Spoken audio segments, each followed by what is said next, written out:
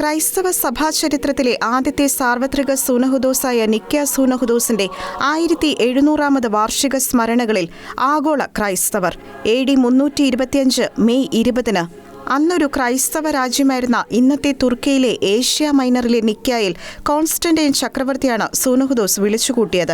ഏകദേശം 318 മെത്രാൻമാർ വിവിധ പ്രദേശങ്ങളിൽ നിന്നായി ആ സഭാ സമ്മേളനത്തിൽ പങ്കെടുക്കുകയുണ്ടായി.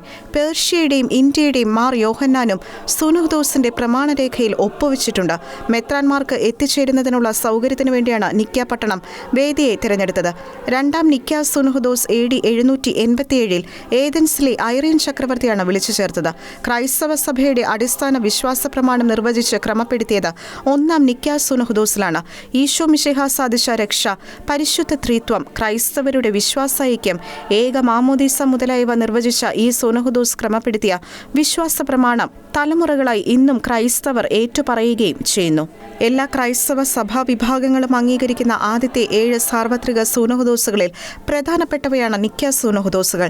സഭാചരിത്രത്തിൽ ഇതുവരെ 21 സാർവത്രിക സൂനഹദോസുകളാണ് നടന്നിട്ടുള്ളത്. അവസാനത്തേതാണ് രണ്ടാം വത്തിക്കാൻ സൂനഹദോസ്. കഴിഞ്ഞ ഒരു വർഷമായി നിക്ക സൂനഹദോസിന്റെ 17ാം ശതാബ്ദി ആഘോഷങ്ങൾ നടന്നുവരികയാണ്. നിക്കയിലേക്ക് പ്രത്യാശയുടെ തീർത്ഥാടകനായി എത്താനുള്ള ആഗ്രഹം ഫ്രാൻസിസ് പാപ്പ പലപ്പോഴേ പ്രകടിപ്പിച്ചിരുന്നു.